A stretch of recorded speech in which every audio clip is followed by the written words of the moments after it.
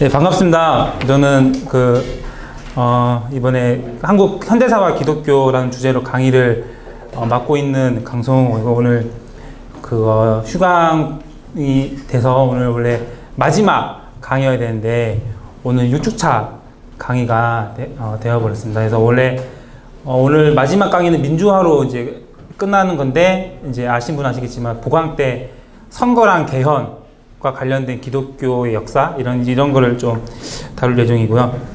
오늘은 그 광고가 나온 대로 민주화에 그리스도인들이 어떻게 기여를 했는가, 이런 부분들을 같이 이제 나누려고 왔습니다. 네, 부족한데 이렇게 많이 와주셔서 감사드리고요. 네, 강의를 시작하도록 하겠습니다. 강의는 다 받으셨죠? 네.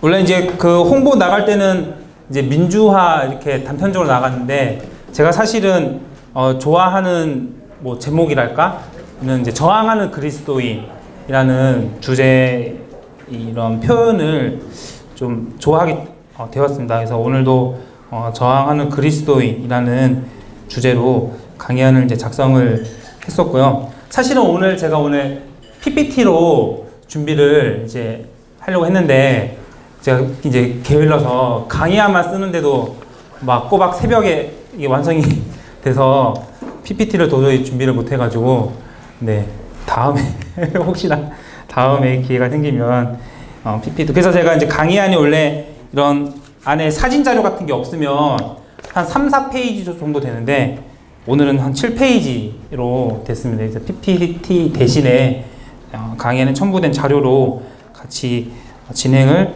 하도록 하겠습니다.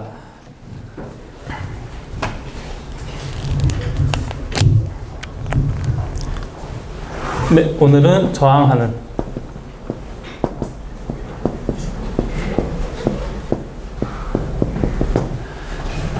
네, 이제 사실 제 강의를 계속 들으셨던 분들은 이제 쭉 얘기가 들었던 부분들인데, 오늘 처음 오신 분들을 위해서 이제 약간 맥락을 좀 먼저 살펴야 될 것 같아서 저번 했던 강의 내용들 약간 좀 요약을 한 다음에 이제 이런 민주화 쪽으로 진행을 시작을 할게요. 이제 1페이지를 보시면 이제 한국 기독교 역사적 책임이라는 주제로 제가 이제 정리를 이제 해놨는데,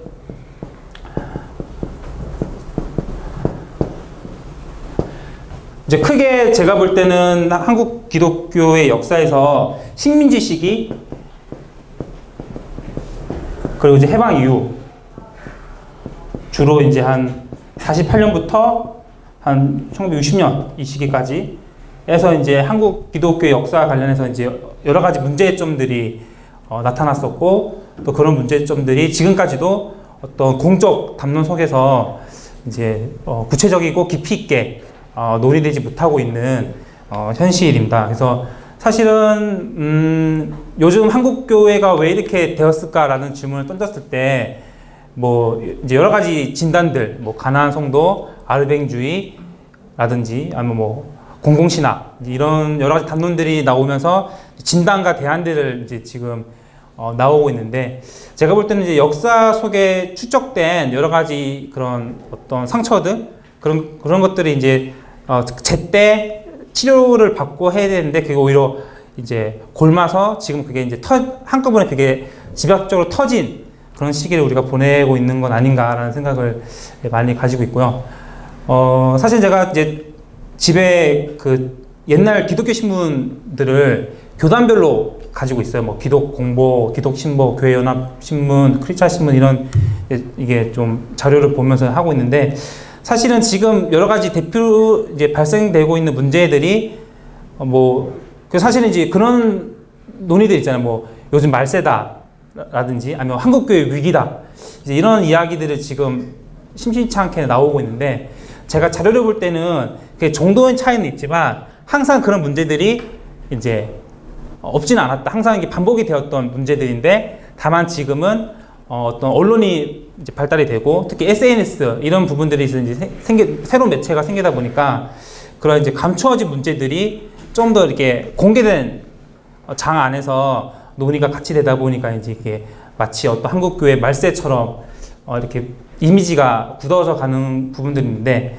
항상 우리가 지금 부딪히고 있는 문제들은 항상 되풀이 되었다라는 것들, 그런 부분들을 나름의 그 역사적 흐름 안에서 좀 살펴볼 필요가 있다라는 게 제가 이제 주로 얘기를 이제 하고 있는데요.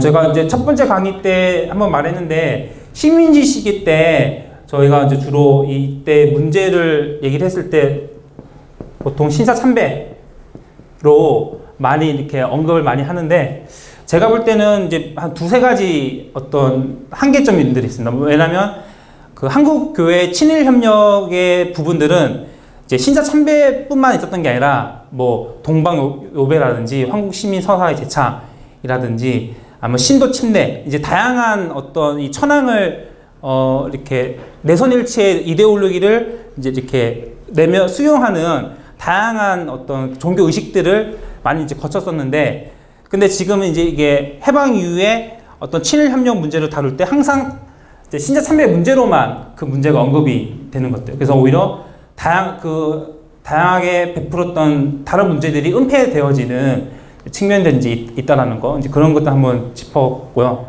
그리고 사실 한국교회의 어떤 친일 협력 문제를 이제 우리가 비판적으로 성찰을 할 때 근본적으로 그 이전까지는 주로 뭐 배교라든지 아니면 이제 배민, 그러니까 신앙과 민족을 배반한 어떤 문제라고 많이 이제 언급이 되고 있습니다. 신앙 참배를. 그리고 일제의 강요로 인해서 어쩔 수 없이 굴복한 이제 이런 도식으로 이제 친일 협력 문제를 많이 지금까지 얘기가 되고 있는데, 제가 뭐 이게 지금 제 책에서도 이제 얘기를 하고 있지만, 제가 이제 어떤 이 강요와 어쩔 수 없이 굴복한 측면들을 인정하면서도 동시에 이제 이런 친일 협력에는 자발적 측면들이 없진 않다라는 걸 얘기를 하고 있고요.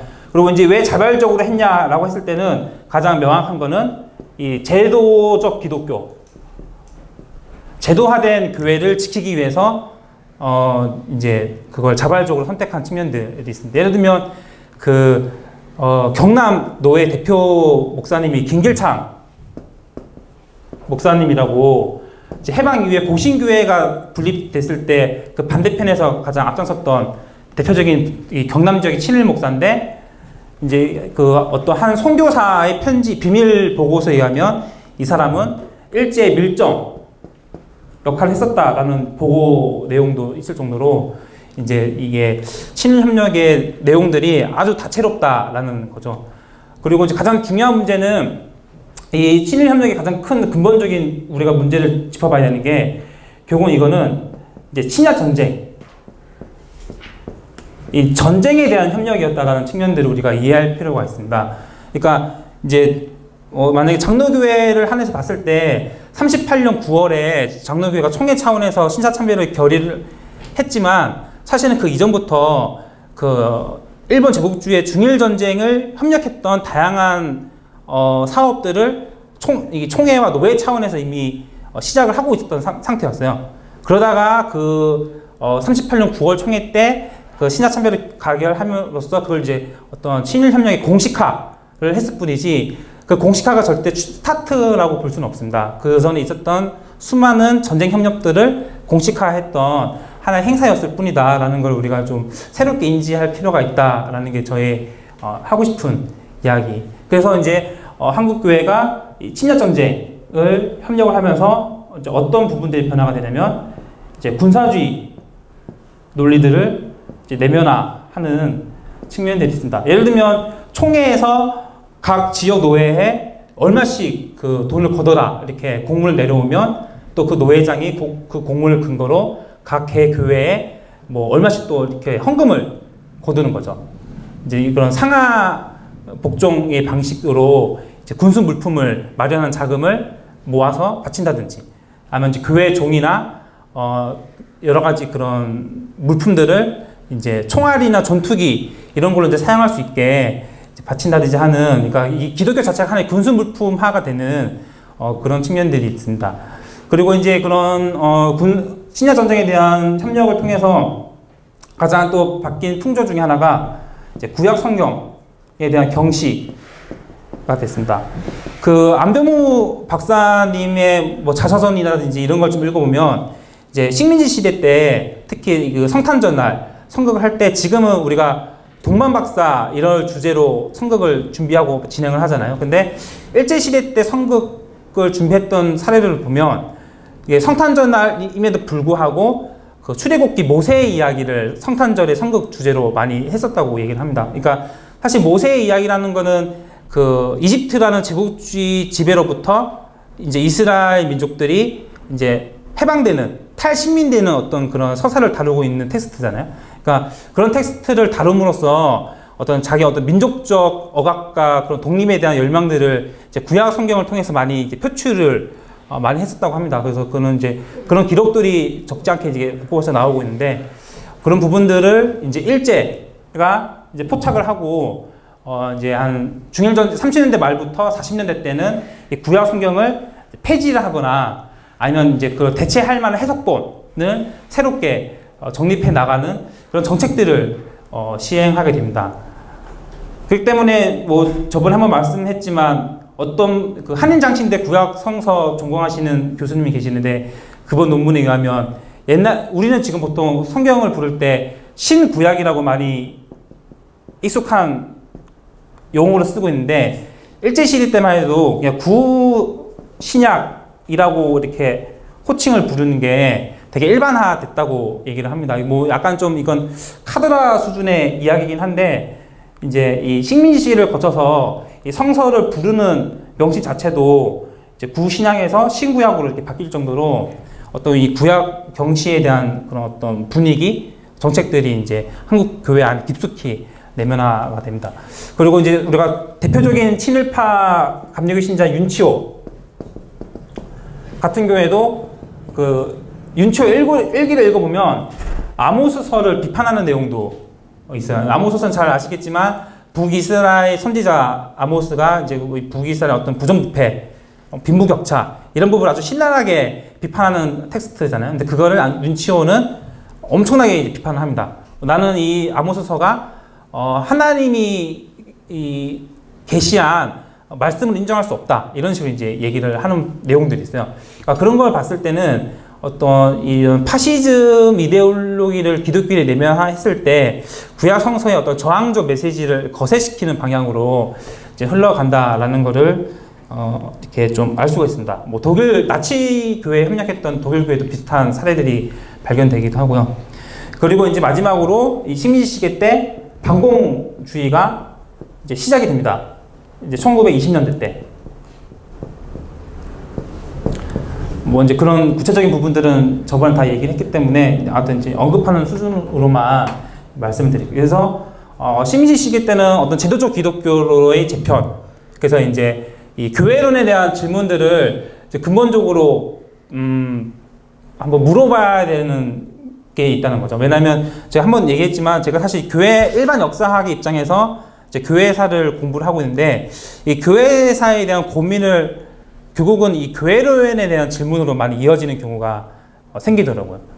그러니까 저 같은 경우에는 어떤 제도로서의 교회, 또 운동체로 어떤 신앙 운동체 또는 공동체로서의 교회 이런 약간 좀 구분이 좀 물론 그 구분이 과연 가능한가라는 건 또 좀 또 있고 너무 제도적 기독교에 너무 부정적 함의를 두는 것도 좀 너무 불공평하다라는 것도 좀 이제 이야기할 수 있는 것 같긴 한데 아무튼 이제 이 식민지 시기 때 이 제도화된 교회를 지키기 위해서 이제 불의와 타협하는 방식들이 아주 손쉽게 편하게 일상적으로 이제 이렇게 돼버리는 어떤 풍조 이제 그런 부분들이 이제 식민지 시기 경험을 통해서 한국 교회 내면화가 됐다라는 게 저의 이제 주로 논지 중에 하나입니다. 이제 이런 부분들에서 이제 한국 교회가 역사적 책임을 좀 언급할 필요가 있다. 특히 전쟁에 대한 문제는 그러니까 사실은 제가 2007년 때 무슨 일이 있었죠? 그 1900 평양 대붕 100주년 행사가 있었잖아요. 근데 이 2007년 전후에 한 4개에서 한 5개 교단에서 그 죄책 고백문을 발표를 합니다. 뭐 그 최태용이 있었던 조선 복음교회라든지 아니면 성결교회라든지 아니면 기장교회, 뭐 감리교도 했었던 것 같은데 한 이 정도 교단에서 이제 한 식민지 시기 때 있었던 특히 7.1 협력 문제들을 우리가 반성한다, 우리가 이제 회개를 한다라는 이제 그거를 해방 이후에 거의 처음으로 고백을 하는데, 근데 사실 그 고백문의 내용을 잘 살펴보면 제가 언급했던 문제, 그러니까 일제의 강요로 어쩔 수 없이 굴복했다라는 점, 그리고 7.1 협력의 문제들을 신사참배로만 얘기를 합니다. 이 전쟁에 대한 이야기는 전혀 하지 않아요. 그러니까 이제 이런 10년 전에 발표된 재책 고백문이 있다 하더라도 이 시기에 대한 이해가 아주 단선적이라는 측면들이 있다라는 겁니다. 그래서 저는 만약에 새로운 재책 고백문을 우리가 작성한다고 했을 때 지난 그 현대사회 과정 속에서 있었던 다채로운 재책의 문제들을 좀 종합적으로 다룰 필요가 있다라는 게 이제 제가 하고 싶은 이야기인데 그걸 쓰지는 못했어요. 이런 부분들을 좀 언급할 필요가 있다라는 거가 있고요. 그러면 이제 해방 이후에 그러면 관련해서 어떤 역사적 책임이 있냐라고 했을 때 첫 번째는 반민특위, 반민족특별위원회가 이제 조성이 됩니다. 지금은 치면 세월호 특위와 같은 특수한 조직인 거죠. 그러니까 이제 식민지 시기 때 있었던 친일파들을 조사해가지고 검거해서 이제 이 사람들을 어떻게 처리할 것인가라고 이제 만들어진 있는데 우리나라 한국의 최초의 헌법이 재헌헌법이잖아요.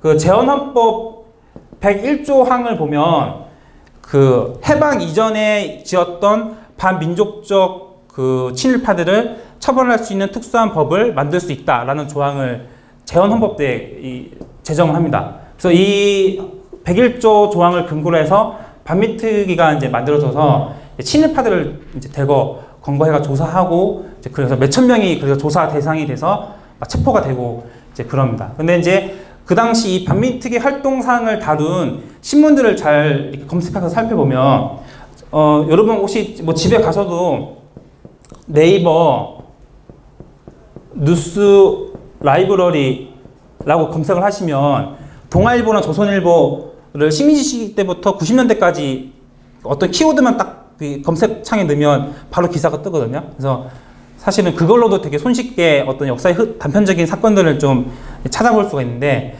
거기서 친일 목사라고 검색을 하면 딱 이 반민특위 활동 시기, 그러니까 1949년 1월부터 한 6월 이 시기 사이에 반민특위에 관련해 가지고 이제 친일 목사라는 제목이 붙은 그 기사가 많이 나옵니다.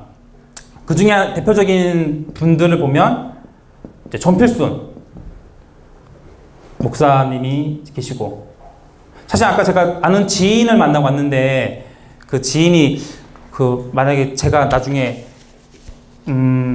어떤 교회사의 특정 인물에 대한 글을 쓴다고 했을 때 누구를 다루고 싶냐라고 이제 질문이 있었어요. 질문을 던졌는데 제가 몇 분 얘기하다가 한 분, 이 전필순 목사에 대한 하고 싶고, 나중에 혹시나 뭐 저기 천국이든 지옥이든 아무튼 제가 나중에 죽어서 이분을 만약에 만난다고 했을 때 되게 묻고 싶은 게 엄청 많아요.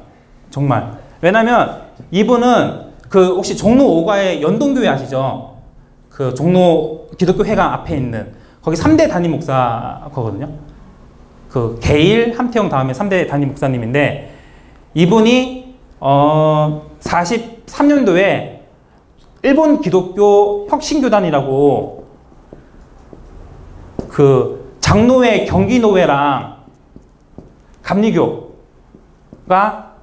한 교단으로 합쳐져요.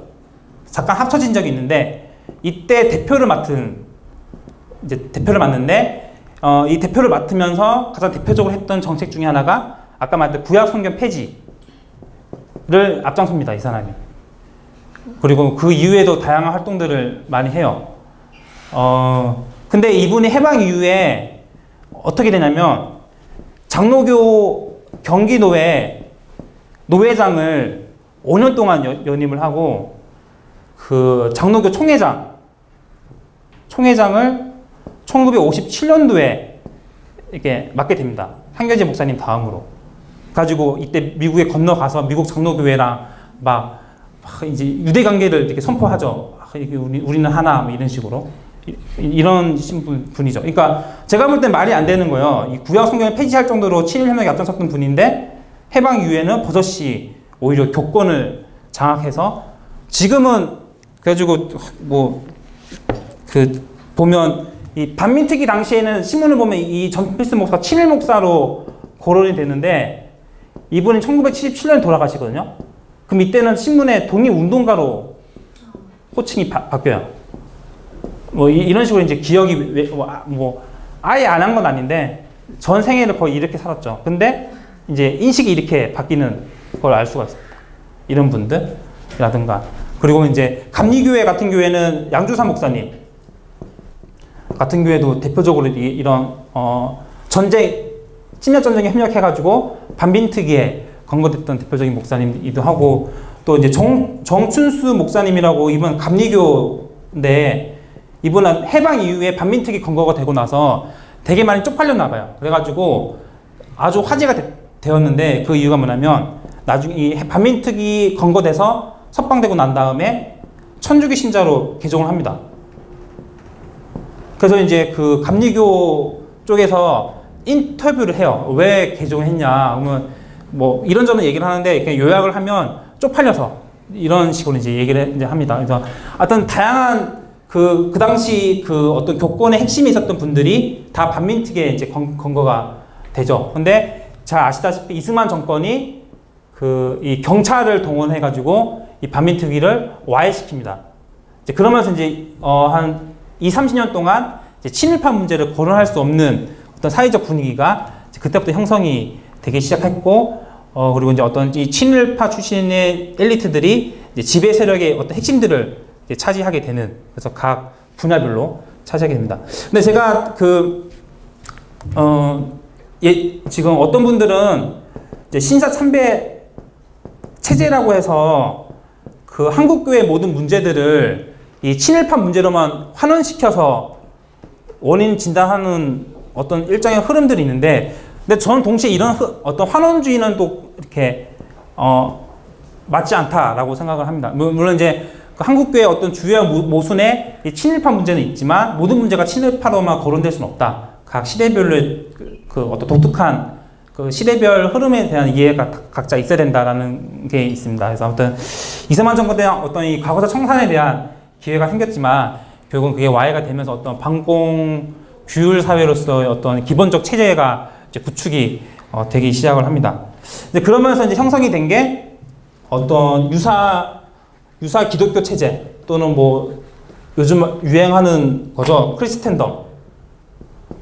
영어 쓸 때는 항상 조심스러워야 되는데, 네, 이 크리스텐덤 체제가 이제 형성이 되면서 이제 이승만 정권. 그러니까 사실 이승만 정권의 성격을 규정할 때는 뭐 여러 가지가 있습니다. 뭐 과대 성장 국가, 뭐 경찰 국가라든지 이런 이제 사회과학적으로 다양한 용어들이 있는데, 이제 교회사적으로는 뭐 엄밀히 말하면 크리스텐덤이라고 할 수는 없죠. 왜냐면 크리스텐덤이라는 국교가 있고 그 국교가 기독교라는 그런 중요한 요인이 있어야 되기 때문에 엄밀하게 이걸 크리스텐덤이라 할 수는 없지만, 그래서 저는 이제 유사 크리스텐덤이라고 많이 얘기를 합니다. 그래서 거의 이때 이승만 정권 당시에는 기독교가 아시는 분 잘 아시겠지만 거의 이제 준국교의 수준으로 형성이 되었고, 지금 최근에 석가탄신일이 있었잖아요. 근데 이제 성탄절이 공휴일화가 된 거는 거의 뭐 해방 이후 거의 45년 내지 48년이라고 보면 됩니다. 이 크리스마스가. 근데 석가탄신일이 공휴일화가 된 게 거의 1915년도예요. 그러니까 이제 기독교랑 같은 그 두 종교의 각각 그 고유한 중요한 행사 종교절인데 공휴일의 차이는 30년 차이가 생긴 거죠. 하나의 예로. 그러니까 이만큼 이제 기독교는 각종 혜택을 받음으로써 어떤 교회 성장의 물적 토대를 형성하게 됩니다.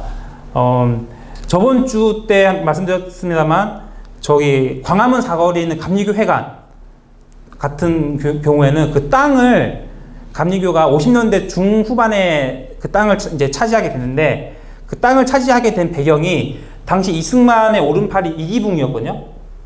근데 이기붕이 누구냐면 감리교 신자. 그래서 보통 감리교 이기붕 권사님이라고 하기도 하고, 또 제가 작년까지 일했던 데가 YMC인데 YMC 대표였어요. 근데 이 사람이 이승만의 오른팔, 그리고 그 당시 여당의 대표이기도 했었던 거죠. 그러니까 지금은 치면 김무성 대표가 그 YMC 대표이기도 하고, 이제 감리교 본사인데, 감리교 그 연회 할 때 주요한 지분을 가진 사람으로 참여를 하는 거예요. 그 어떤 감리교의 주요 정책들을 결정을 할 때.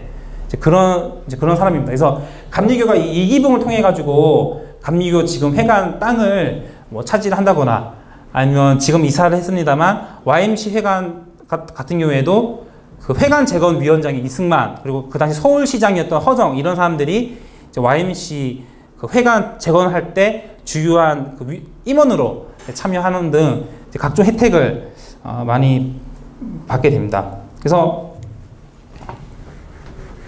그 1페이지 그 자료를 보시면 이게 1960년 2월 말에 기독공부에서 그 게재된 성명서인데, 이게 보이시죠? 이게 그 자유당에서 발표된 거거든요. 그래서 사실은 사실관계를 모르시는 많은 진보적인 분들은 이게 발표 주체가 자유당인데도 불구하고 뭐 기독교의 어떤 뭐 부정선거 협력에 대한 주요 근거로 이렇게 하는데, 사실은 이게 작성된 경위를 이제 자세히 밝혀진 적이 없는데, 제가 좀 살펴보니까 이게 그 당시 이 페이지 보시면 교계 정화를 부르짖는 동성명서 보이시죠? 네, 이게 거기 보면 맨 밑에 혹시 전 땡땡 유 땡땡 보이실까요? 이름이 그런 데인데, 보면 이게 전 땡땡이 누구냐면 아까 말했던 제가 전필수 목사, 그 사람을 얘기를 하는 건데, 이게 이제 하여튼 신문에서는 이제 이렇게 프라이드 차원으로 이렇게 됐고, 유 땡땡이 누구냐면 유호준 목사 라고 나중에 1970년 초반에 통합측 총회장을 합니다. 그리고 지금 되게 진보적인 단체로 잘 알려져 있는 한국기독교교회협의회 있잖아요. KNCC. 그게 이승만 정권 때는 명칭이 한국기독교연합회였거든요. 한기연. 그러니까 50년대 내내 한국기독교연합회, 그러니까 지금은 치면 KNCC의 전신인 그 단체에 한 10년 가까이 총무를 했던 분이에요. 근데 이분도 사실은 전필수 목사랑 거의 똑같이 친일 협력을 적극적으로 했던 분인데, 이 사람이 1페이지에 있는 이 성명서 초안을 작성을 합니다. 그리고 이분이 작성한 초안을 가지고 당시 친정권적인 목사들의 모임이 있었는데, 거기서 이제 다시 그 수정 보완을 거쳐가지고 자유당에 제출해서 이게 자유당 이름으로 발표가 되는 거죠. 그리고 사실은 이분도 사실은 그 당시 자유당 그 부정선거 선거 조직의 주요 지도위원으로 참여하는 등 이제 다양한 활동들을 이제 하는데, 그 재밌는 거는 그 당시 그 3.15 부정선거 때 이제 여당 이제 이게 대통령과 지금은 없는 부통령 이제 뽑는 선거였는데, 이제 이게 여당 후보가 있고 야당 후보가 있을 거 아니에요? 근데 이제 여당 후보는 이승만 대통령, 그리고 부통령 후보에는 이기붕, 그리고 야당 후보에는 대통령 후보에는 조병호, 이제 야당 후보에는 장면, 이렇게 네 사람이 이제 나오거든요. 그 3.15 부정선거 시기 때. 근데 이때 그 보면 이 4명 중에 3명이 기독교인이에요. 이승만 감리교, 이기붕도 감리교, 조병호는 이 당시 기독교 신자는 아닌데 그 이제 청년 때까지는 아주 독실한 기독교 신자였었습니다. 그래서 그런 어떤 정서들을 가지고 있는 사람이고, 유일하게 장명만 천주교인이었어요. 근데 문제는 이 선거 때 야당의 대통령 후보가 갑자기 심장마비로 급산을 합니다. 죽어요, 갑자기. 선거 시기 때. 그러면 자연스럽게 대통령 후보 선거의 결과는 아주 자연스럽게 이승만이 이제 당선이 이제 되는 거잖아요. 그렇기 때문에 사실은 이 3.15 부정선거의 그 주요 초점은 이승만의 당선이 아니라 이제 부통령 2기분의 당선을 위한 선거였던 거예요. 왜냐하면 또 이승만 나이가 몇 년생이냐면 1875년생이거든요. 또 이때 선거는 1960년이고. 그러니까 지금은 치면 거의 85살. 그러니까 90에 가까운 나이인 거죠. 그러니까 지금도 그 90에 한 85살이면 뭐 외람됩니다만 솔직히 언제 돌아가시죠? 그러니까 다음날 아침에 문안 인사를 드렸을 때 눈을 안 뜨시면 그게 당황스러운 일이 아닌 연세인 거잖아요. 좀 외람되지만. 그러니까 이제 근데 문제는 대통령이 죽으면 부통령이 그 대통령직을 승계하는 제도였기 때문에 이제 이승만의 당선이 확실시된 상황에서 또 이승만 연세가 있다 보니까 무조건 이 여당의 부통령 후보가 무조건 당선이 이제 되어야 되는 거예요. 그렇기 때문에 이 3.15 부정선거가 되게 엄청난 부정선거가 이제 이게 총체적으로 이제 진행이 됐던 게 이 사람의 당선을 위해서 했던 건데, 재밌는 거는 그 장면 이 부통령 후보의 종교가 천주교다 보니까 어떤 식으로 이제 그 흑백 선전을 하냐면, 그 천주교 신자가 부통령이 되면 한국은 교황의 속국이 된다. 이제 이런 음모론을 이렇게 루머로 이렇게 선거 시기 때 여러 매체를 통해서 이렇게 퍼지게 하는 거예요. 그래서 사실은 여기 이 성명서에도 글씨가 작습니다만 그런 내용이 있어요. 이 성명서 안에도 그게 네 아무튼 있습니다. 그래서 이런 식으로 좀 아주 다채롭게 그 종교 유착의 길을 가게 됩니다. 자, 이 페이지를 보시면 결국은 이제 그런 역사적 책임들, 다양한 문제 차원들에서 역사적 책임들이 있는데 우리가 잘 알다시피 결국은 김주열이 중학교 시험을 치러 마산에 갔다가 죽죠. 경찰의 최루탄에 얼굴이 이렇게 박혀서. 근데 김주열은 원래 남원 사람이에요. 남원. 그래서 지금도 남원에 이 김주열 묘가 있는데, 다른 얘기입니다만 60년대 말인가 70년대 때 한전에서 한국전력공사에서 그 송전탑 이렇게 건설하는 과정에서 이 김주열 묘를 이제 이장하려고 하다가 엄청난 반대를 겪어요.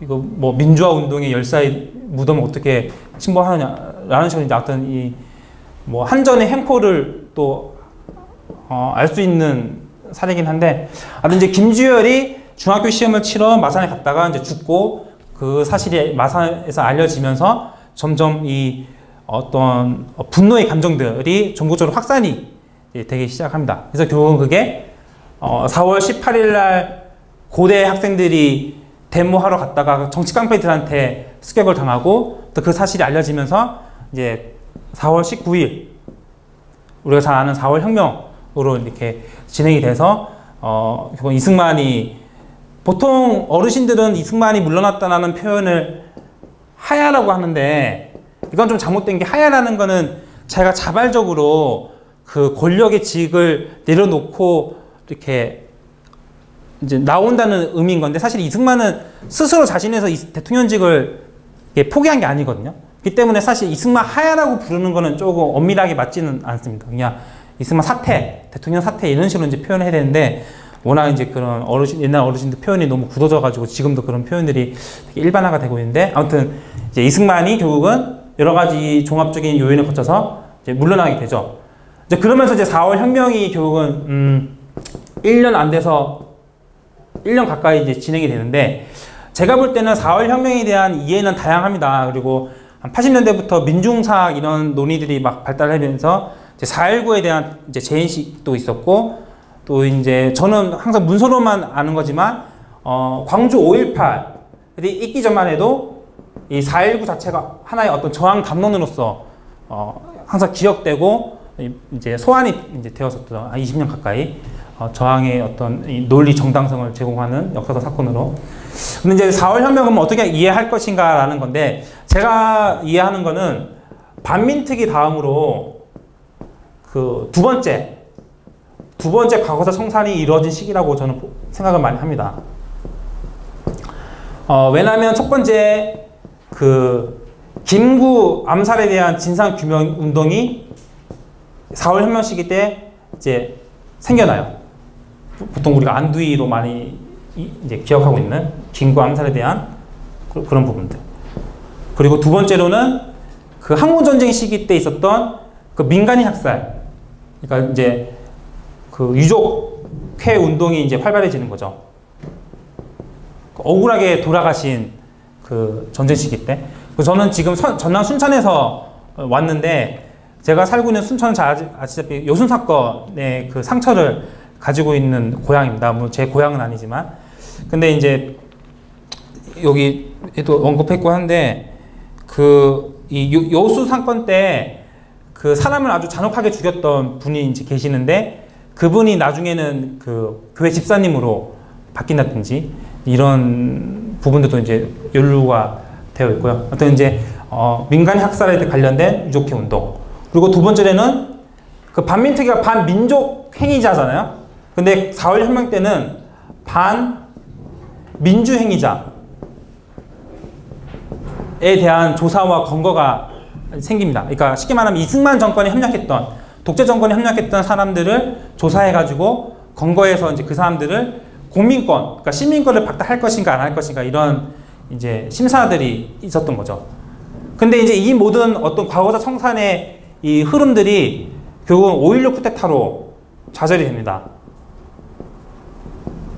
심지어는 5.16 군부 세력은 이 유족회 운동했던 분들을 이 반공주의 국가보안법 빨갱이로 이제 몰아서 오히려 이제 그 이적 단체에 이롭게 했다라는 식으로 이제 특수 범죄 처벌을 내려가지고 두 번 죽이는 이런 분위기를 합니다. 왜냐하면 그 5.16 쿠데타의 중요 세력들도 그 잘 알려지지 않은 사실인데, 한국전쟁 시기 때 민간인 학사의 그 뭐랄까 핵심에 있었던 분들 중에 하나예요.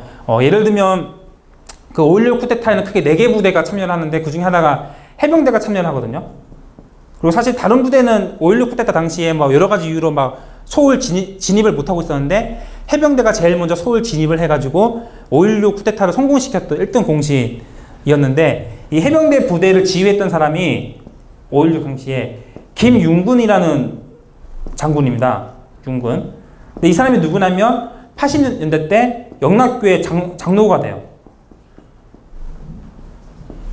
그리고 이 김윤군 딸 결혼식 때 한규지 목사님이 주례를 선다든지 이런 식으로 되게 연루가 깊은 사람인데, 사실 알고 보면 이 김윤군 나중에 영락교회 장례 되는 사람이 그 전쟁 시기 때 제주도 모슬포라는 동네에 한 200여 명이 죽는 사건이 있거든요. 해병대가 집단 총살을 해요. 그 집단 총살했던 거를 명령을 내린 사람입니다. 가지고 뭐 이런 사람도 있었고, 그리고 5.16 쿠데타 당시에 박정희가 그 처음부터 자기가 제1인자로 나서진 않아요. 여러 가지 이유로. 가지고 이 장도영이라는 사람을 표면적으로 이제 내세우는데, 이 사람도 나중에 영락교회 사람이거든요. 이제 이 사람도 영락교회인데, 이 장도영이라는 사람도 제주도 민간인 학살에 깊이 연루가 되어 있어요. 근데 이 장도영이라는 사람은 뭐 왜 그런지 모르겠는데, 제주도에 주둔을 하다가 이제 제주도를 다시 육지로 넘어갈 때 자기 돈을 얼마 환산을 해가지고 어떤 동네에 교회를 하나 짓거든요. 근데 이제 그 집단 학살 사건으로 그 부모님을 이제 잃은 어떤 이도용이라는 분이 계시는데, 그분의 회고록 글을 보면 그 자기가 그 제주도에 교회를 주일학교를 다니고 오면 할머니 할아버지들이 그렇게 혼을 냈대요. 그러니까 왜 그 나중에 커서 그 이유를 알아본즉, 자기가 다녔던 교회가 자기 아버지 어머니를 죽였던 그 학살자가 세웠던 교회였던 거예요. 그 예수쟁이가 그 자기 아버지를 이제 죽였다. 근데 니는 아들이 돼가지고 이제 그런 교회를, 가해자가 세운 교회를 이제 다녔던 걸 이제 그 할머니 할아버지들이 이제 뭐라 했던 거죠. 그걸 이제 나중에 알았더라고 이제 고백을 합니다. 이런 식으로 이제 5.16 군부 세력이 민간인 학살이랑 아주 깊이 연관이 되기 때문에 유족회 운동들을 특수 범죄로 이렇게 처벌을 내립니다. 그래서 결국은 4월 혁명의 그 과거사 청산 운동이 이제 두 번째 실패를 하게 되는 거죠. 그럼 이 시기에 그럼 한국 교회는 어땠는가라고 봤을 때 크게 이제 뭐 한 두세 가지 흐름으로 이렇게 정리를 할 수 있는데, 가장 우리가 집중을 해야 될 논의는 이때 당시에 많지는 않지만 기도 청년들이 그 기성의 교회 지도자들한테 이제 저항의 어떤 이런 메시지를 날려보냅니다. 이 페이지를 보시면 1960년 4월 19일, 그러니까 이제 4월 혁명이 이제 막 시작됐을 때 한신대 학생들이 그 기독교 사상지라는 신학 잡지에 성명서를 게재를 해요. 가지고 불의한 정권에 아부했던 교회 지도자들은 물러나라, 이렇게 이런 논지 성명서를 이제 게재를 하고, 그 다음에 이제 이 샘문안 교회 청년들이 교회 정화를 위한 성명서를 발표를 합니다. 그게 이제 이 페이지에 수록된 자료의 그 내용이거든요. 근데 이제 그 재밌는 거는 이게 60년 5월 달에 샘문안 교회 청년들이 이제 그 이승만 정권이 협력했던 지도자들 물러나라고 성명서를 이제 했는데, 성명서의 주요 내용은 이제 목사직을 사임을 하고 이제 소위 평신도로 다시 너희들은 이제 자숙을 해라, 이런 논지로 성명서를 이제 발표를 하는데, 이제 그 당시 장로교회 노회가 그 샘문안 교회에 오히려 반박을 합니다. 아니, 그 목사를 임명하고 목사를 이렇게 사임할 수 있는 권한은 노회에 있는데 어떻게 평신도 청년들이 목사를 막 물러나러 이렇게 할 수 있으니까 월권 침해다, 이런 식으로 이제 논지에 반박을 하니까 이제 샘문안 교회 그 당회가 그 해명서를 발표하는 이런 여러 가지 해프닝이 이제 벌어지는데, 그러니까 요지가 뭐냐면 이제 몇몇의 기도 청년들이 4월 혁명 시기 때 이제 과거사 성사 운동의 흐름 속에서 그 이승만 정권, 독재 정권이 협력했던 교회 지도자들을 향한 어떤 저항의 메시지를 보냈지만, 그게 결국은 어떤 그 당시 교회 구조로 인해서 이제 좌절이 되는 그런 식으로 이제 갑니다. 그러니까 이제 그런 부분들 때문에 사실 한국 교회가 반민특위도 그렇고 4월 혁명도 그렇고 제대로 된 과거사 청산을 하지 못하고 지금까지 쭉 이어져 왔던 거를 이제 알 수가 있습니다.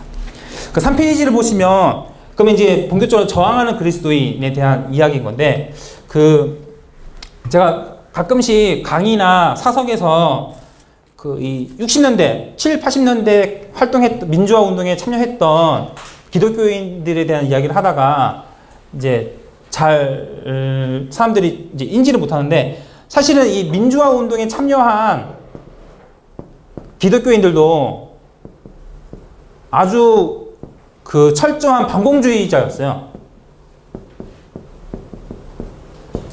이 점을 우리가 놓치면 안 된다라는 겁니다. 그러니까 보통 민주화 운동, 저항, 이게 하면 되게 뭐 반공주의가 아닌 이런 식으로 되게 도식화가 된 게 있는데, 근데 이제 그게 아니었던 거죠. 최소한 1988년에 통일과 관련된 어떤 성명서가 발표가 되는데, 그 이때까지만 해도 사실 대부분의 기독교인들은 아무리 막 진보적이고 진취적이라 하더라도 철저한 반공주의자였던 겁니다.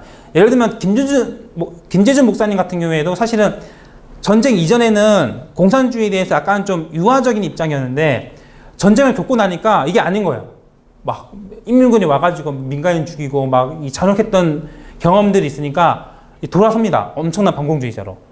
근데 이게 이제 반공주의에 대한 이해가 이 반공주의라는 그 특정 용어 때문에 되게 굳어진 건데, 이 반공주의 안에는 다양한 흐름들이 이제 있었던 거죠.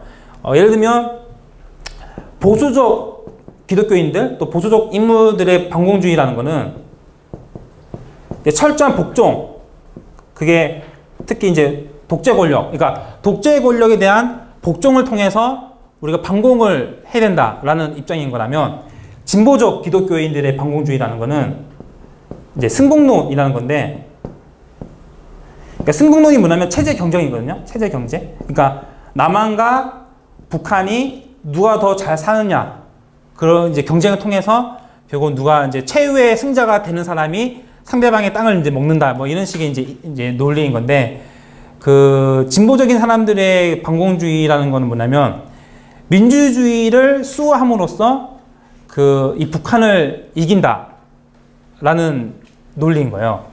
이분들의 그 사상 체계라는 게. 그렇기 때문에 그 이승만 정권을 이분들이 비판할 때 논리가 뭐냐면, 이승만 정권이 독재를 행했기 때문에 민주주의의 원칙들이 훼손이 되면서 오히려 반공주의에 악영향을 미쳤다. 이런 식으로 이제 비판을 합니다. 이승만 정권을 향해서. 반공주의 논리로. 그게 이제 진보적 기독교인들의 이제 이 당시 인식이었던 거죠. 그러니까 그 당시 사회적 그 어떤 흐름의 한계를 벗어나지 못한 부분들인 거예요. 이런 측면들에서는. 근데 이제 사실 이런 한계, 시대적 한계를 우리가 좀 간과하는 측면들이 있고, 특히 뭐 누조나 북상에서 진보적인 분들이 이 당시 분들을 다루는 글을 보면 그런 이 시대적 한계에 대한 언급을 잘 하지 못하고 있어요. 그러니까 엄청난 도식화, 굳어진 도식화가 있기 때문에 이런 부분들을 우리가 좀 같이 감안해야 된다라는 겁니다. 이제 그런 이제 두 번째 흐름이 있고, 그 다음에 이제 세 번째로는 세 번째 이 신문 기사 내용인데, 이게 뭐냐면 그 당시 장로교 총회장이었던 이창규 목사님의 담화 4.19와 관련된, 특히 기독 청년들이 이제 교회 개혁 운동을 펼치니까 이제 거기에 대한 불편한 입장들을 다루는 거야. 그러니까 이제 기독 청년들의 날선 비판과 담론들은 결국은 이제 교회에 덕을 미치지 못한다. 이제 이런 식의 논리로 교회 개혁 운동을 이렇게 반대하는 담화를 발표를 합니다. 근데 아까 제가 이제 승공론을 이제 진보적 기독교인들의 반공주의에 대해서 얘기를 했는데, 이게 재밌는 게 역설적으로 이제 1961년 5월 16일 날 이제 5.16 쿠데타가 이제 발생을 하잖아요. 근데 이제 지금으로 치면 민주화 운동에 앞장섰던 뭐 함석헌, 그다음에 뭐 항상 그 무한도전의 이름이 헷갈려가지고 장준하, 예. 그러면 김재정 목사님, 정말 헷갈려요. 막 맨날 뭐 정준하, 장준하 이게 막 헷갈렸는데, 이제 지금을 치면 그 민주화 운동 또는 진보적 기독교인들의 그 대표라고 할 수 있는 그 아이돌들이 쿠데타 초기에는 이 쿠데타를 지지를 합니다. 왜냐면 이제 이분들도 4월 혁명을 되게 혼란기로 봤던 거예요.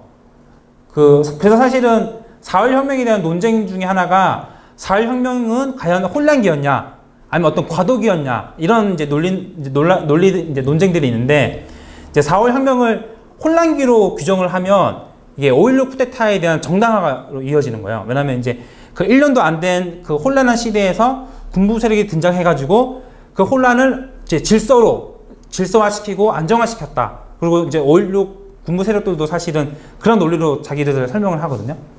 그 때문에 혼란기로 우리가 보통 또 어떤 분들은 그렇게 많이 여기시는데, 이 혼란기로 규정 짓는 건 아까 이제 5.16에 대한 또 정당화 논리와 연결되는 지점들이 있다라는 게 있고, 그리고 사실은 우리가 작년 정권, 그 민주당 정권이 뭐 경제 성장이라든지 뭐 제대로 하지 못했다라고 비판을 많이 하는데, 사실은 정권이 수립된 지 1년도 안 된 상태에서 뭘 이게 해도 그게 어떤 정당한 평가가 이루어지지 못한 채 엄청 빨리 정권이 이제 이렇게 끝났기 때문에, 그 사실은 이제 민주당 정권을 이렇게 막 실패한 정권으로 규정 짓는 거는 좀 어려움이 많다라는 걸 이제 얘기를 할 수 있습니다.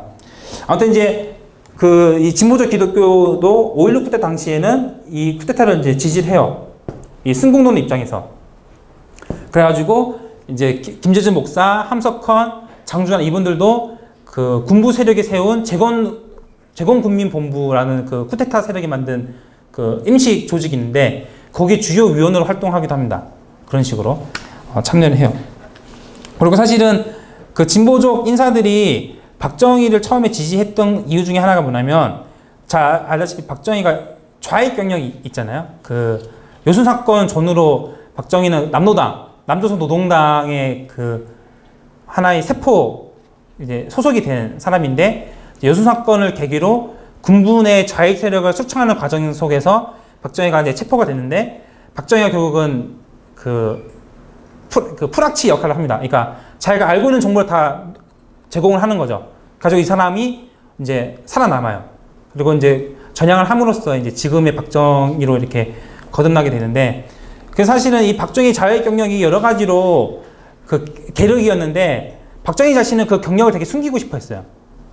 왜냐면 이제 미국으로부터 그 승인을 이제 받아야 되는데 그 당시 미국은 독재 정권이든 민주주의자든 반공주의자였으면 무조건 이렇게 인정해주는 정책들을 펼쳤었거든요. 근데 이제 박정희는 미국의 인정과 승인이 필요한데 자신의 경력 때문에 미국이 자신을 의심을 하는 거예요. 가지고 이제 박정희가 원래는 그 5.16 쿠데타를 성공시키고 그해 연말에 존 F 케네디 대통령을 만나러 미국으로 갑니다. 그래가지고 미국 측에서 먼저 베트남 전쟁 파견을 제의도 하기 전에 박정희가 먼저 그 얘기를 해요. 당신이 오라면 우리 한국군이 베트남 전쟁에 참전을 하겠다. 이런 식으로 이제 여러 가지 정책들을 펼쳐서 이제 미국의 인정과 승인을 받으려고 이제 노력을 많이 합니다. 그리고 그 63년 그리고 67년에 그 대통령 선거를 하는데 이제 박정희가 이제 여당 후보로 나오는 거죠. 근데 야당 후보였던 윤보선 전 대통령이 계속 이제 그 박정희 사상 가지고 논쟁을 붙는 거예요. 박정희는 옛날에 좌익이었다. 이런 식으로 여당의 후보를 되게 좀 재미있는 대칭으로 이렇게 대통령 선거가 이제 이루어지는데 하여튼 이제 이런 부분들 때문에 그 당시 진보적 인사들이 박정희에 대해서 처음에는 이제 호감을 표현했습니다. 그런 경력들 때문에. 그리고 이제 두 번째는 4월 혁명에 대한 인식. 그러니까 아까 말한 것처럼 4월 혁명 살았던 사람 입장에서는 진보적인 사람들도 혼란기로 많이 규정지었던 거. 왜냐하면 그 이승만 정권 시기 12년 동안 질서 정연한 사회를 살았다가 이제 이승만이 물러남으로써 막 언론도 엄청 많아지고 막 데모도 막 하루마다 데모가 막 동네마다 다 있었으니까 그게 아무리 진보적인 사람들이라도 그게 이제 기존에 익숙한 경험들이 있었기 때문에 그게 이제 도저히 마음에 들지 않았던 거예요. 그 특히 젊은 사람들의 혈기왕성한 그 시위들을. 그렇기 때문에 그런 혼란기를 규정했기 때문에 5.16 쿠데타를 인정을 했었습니다. 그리고 아까 말했던 그런 승공론. 이런 부분들 때문에 이제 처음에는 이 박정희 세력을 지지를 했다가 이제 그러다가 이제 어떤 괴리감이 이제 생기게 되는 게 그래서 이제 저항하는 그리스도인이라고 했을 때 저는 보통 이걸 이제 60년대 교회사에 대한 이야기로 많이 결부를 시키는데 처음에는 민족주의 문제에 대한 저항 의제가 생깁니다. 이 진보적 기독교인들, 저항하는 그리스도인들이. 그리고 민주주의 저항 의제가 생기고 확산이 되죠. 그리고 마지막으로 민중에 대한 문제로 이렇게 어떤 저항의 문제들을 인식이 확산이 이제 되는 과정인 건데 그 64년, 65년 시기에 박정희 정권이 한일 회담을 추진합니다. 이제 해방이 된 지 20년 만에 이제 일본 정권이랑 그 급속하게 아무런 그 과거사에 대한 문제들을 덮어놓고 자금을 이제 받는 거죠. 그 책 중에 기시노부스케와 박정희라는 책이 있는데 그게 이제 쉽게 말하면 그 당시 일본 정권이 기시노부스케라고 박정희가 만주군 복무를 했을 때 그 되게 따랐던 일본 정치인이거든요. 근데 이 사람이 해방 이후에도 다시 집권을 하게 돼요. 가지고 그 당시 일본과 한국은 그 만주국에서의 경험들이 그 크게 영향을 미칩니다. 가지고 이제 급속도로 회담을 추진하게 이제 되는 거죠. 그래서 뭐 김종필 같은 분은 뭐 독도 같은 문제가 이제 불거지니까 뭐 차라리 미사일로 폭파시켜서 그냥 이제 없애자 이런 식으로. 왜냐면 이게 그 한일 회담을 해야 되는데 회담을 빨리 끝내가지고 돈을 받아야 되는데 독도 문제가 계속 걸리니까 차라리 없애버리자 이런 식으로 이제 발언을 했다가 이제 지금 망언을 했던 거죠. 그래서 막 정치 스캔들도 막 일어나기도 합니다. 그리고 제가 성장했던 동네가 10대 때까지 경북 포항에서 살았고 제가 다녔던 중학교 포항 제철중학교거든요. 근데 이제 사실 포항 제철소가 생겼던 주요한 배경이 이 한일 회담 때 받았던 자금이 결국은 그 포항 제철소로 만드는 자금으로 많이 생기게 됩니다. 그 작년에 박유하 교수님의 제국의 위안부라는 책이 논란이 이제 됐었는데, 그러니까 이제 전군 위안부, 일본군 위안부 문제가 불거졌잖아요. 그리고 사실은 뭐 그 안에 다양한 결들이 있는데 그 문제가 아직까지도 이렇게 청산되지 못한 이유 중에 하나가 뭐냐면 한일 회담 시기 때 박정희 정부나 일본 정부랑 이제 이 자금을 일본 정권이 줌으로써 옛날 식민지 문제에 대한 거는 이제 입을 싹 닫자 서로 합의를 본 거예요. 이 시기에. 이제 그래 놓으니까 그 이후 시기에 뭐 전군 위안부라든지 아니면 원포 피폭자, 아니면 강제징용 당한 사람들이 일본의 사죄와 보상을 요구를 했을 때 일본 정부 입장에서는 이제 논리가 있는 거죠. 아니 무슨 말이냐, 우리가 20년 전에 너희들한테 한일회담 당시에 돈을 줬는데 지금 와서 또 돈을 달라 말이냐, 이런 식으로 이제 논리가 생긴 거예요. 그렇기 때문에 사실은 제철소 같은, 그러니까 이 돈으로 만든 같은 경우는 사실 이제 과거사 성사 문제와 관련해서 좀, 그러니까 정당한 보상을 받아야 될 사람들이 못 받고 그 돈이 이런 데로 갔으니까 뭐 비약일 수는 있겠지만 사실 이제 포항 제철소나 이런 사람, 이제 그런 혜택을 누리는 사람들이 이제 좀 과거사 청산에 대해서 좀 관심을 좀 가질 필요는 있는데, 아무래도 이제 한국에서는 이런 그런 가진 사람들이 이런 문제에 관심을 갖는다는 건 좀 어려운 점들은 있는데, 하여튼 이제 그런 역사적 비극들이 그때 형성이 되기 시작을 합니다. 그리고 이제 중요한 거는 이제 박정희 정권이 일본 정권이나 한일회담을 추진을 하면서 이제 진보적 인사들이 깨닫는 거예요. 아, 5.16 군부 세력을 4.19의 연속성의 맥락에서 지지를 했었는데, 아, 이 사람들은 반민족적인 세력이구나 라는 걸 이제 깨닫기 시작을 했던 거죠. 그러면서 이제 이 군부 세력에 대한 지지를 점점 철회하게 됩니다. 진보적 인사들이. 기독교인들 뿐만 아니라 대다수의 그 당시 혁신 정당이 움직였던 사람들도 이렇게 지지 입장 처리를 합니다. 이제 그러므로서 이제 특히 65년 회담의 이제 비준을 받는 시기 때 기독교인들이 대대적으로 한일회담 비준 반대 운동을 이제 펼쳐요. 그게 이제 4페이지인데요. 그래서 그 당시 이승만 정권의 그 권력의 어떤 정당성을 부여했던 한국기독교연합회가 이제 한일회담을 계기로 해가지고 이제 불의한 정권에 대해서 비판의 목소리를 내리기 시작합니다. 그게 이제 맨 위에 있는 이 신문 성명서 내용이 그거고요. 그 다음에 이제 이게 기존 논문이나 책에서는 많이 주목되지 못한 단체랄까 조직이 이제 제가 찾다 보니까 있는데, 한국기독교 어머니회라고 해서 이게 한일회담 64년, 65년도 반대운동이 한참 했을 때 이제 6.3 사태라고 해가지고 그 한일회담 반대했던 학생운동 세력들이 이제 정치범으로 구속이 되는 거예요. 그 군부 세력에 의해 가지고 박정희 정권 때. 근데 이제 그 이 교회 다니시는 어머님들이 그 정치범으로 이렇게 첩보된 학생들의 석방운동을 이제 펼치기 시작을 합니다. 이제 그러면서 한일회담 반대운동의 한 축을 크게 담당을 하시는 거죠. 사실은 제 지도 교수님이 서준석 교수님이라고 성균관대 사학과 계시는데 은퇴를 하셨는데, 이제 그분의 이제 아직 그런 책은 없는데 인터뷰나 내용을 보면 사실 한국 현대사의 중요한 전환기에서 가장 큰 역할을 담당했던 거는 항상 여성들, 특히 어머니였다고 얘기를 많이 합니다. 왜냐하면 그 학생운동 내지 또는 어떤 민주인사들이 이제 정치범으로 구속이 됐을 때 그 정치범으로 구속된 사람들의 석방과, 그리고 이제 그 감옥에서 투쟁을 또 하고 있는데 그 쉽게 말하면 이제 그 이렇게 뭐라 뒤치다거리라고 할까요? 그런 부분들이 이제 그 구속된 학생들 어머님들이 엄청나게 담당을 하셨던 거죠. 그리고 사실은 이제 어머님들이 막 거리에서 시위, 민주화 운동을 미치는 시위를 했을 때 이제 경찰들이 뭐 젊은 사람들, 남성들은 좀 함부로 다룰 수 있어도 이제 어머님들이 시위할 때는 이제 함부로 다루지 못했던 거예요. 여러 가지 측면들에서.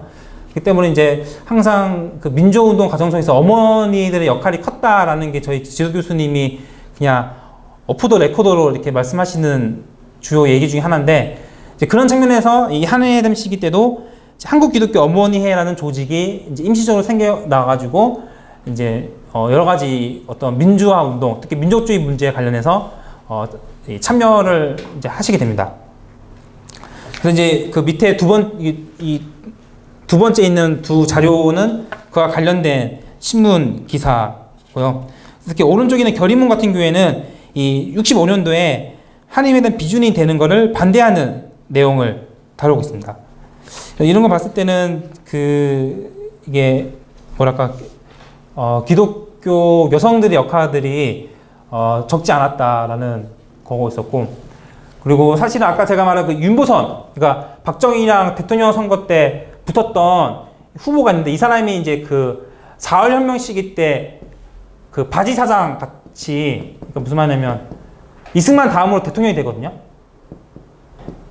근데 그 당시 제도는 내각 그 책임제라서 대통령은 약간 좀 허수아비 바지 사장 같은 역할이었고, 국무총리가 그 대표 진짜 실질적인 권한을 행사를 했는데 아무튼 역사 속에서는 이 사람이 이승만 다음으로 대통령이 됩니다. 저기 정동에 있는 안동교회 다녀셨던 분이신데 이분 그 부인이 공덕기 여사라고 이제 두 번째 영부인이신데 이분도 이 공덕기 여사님은 사실 새로 조명을 해야 되는 게 이분이 단순하게 대통령의 부인으로 그치지 않았어요. 자기 생각에는. 오히려 그 남편과 달리 한 80년대까지 민주화 운동, 특히 사회 운동에 엄청나게 헌신을 합니다. 특히 그 역사 속의 소수자, 예를 들면 기생관광 문제. 지금 사회적 문제 중에 하나가 한국 남성들이 동남아시아로 가서 뭐 여기서 이렇게 말하기는 좀 민망하니까 섹스 관광을 많이 가잖아요. 돈을 들고. 근데 그게 요즘 우리가 사회적 분위기라면 옛날 한 7, 80년대까지만 해도 그 당시 사회적 문제가 뭐였냐면 외국인들, 특히 일본인들이 이제 돈을 들고 와가지고 한국의 기생들을 데리고 이제 이렇게 1차, 2차까지 가는 문제들이 사회적 문제, 여성 문제로 이제 부각이 됐었는데 이제 공덕기 여사를 중심으로 한 기독교 여성들이 교회 여성연합회라는 조직을 만들어서 이 기생관광 문제를 이제 타파하는 노력들을 벌입니다. 그래서 뭐 피해 실태 같은 것도 조사를 하고 뭐 성명서도 발표한다든지 이런 식으로 이제 어떤 가부장적 사회 속에서 억압받고 있는 여성들에 대한 문제들을 이렇게 찾아간다든지 또는 원폭 피폭자 이제 곧 8월이 되는데 45년 8월달 그러니까 일본의 나가사키랑 히로시마에 미군이 핵폭탄을 투하해가지고 이제 일본이 항복을 하잖아요.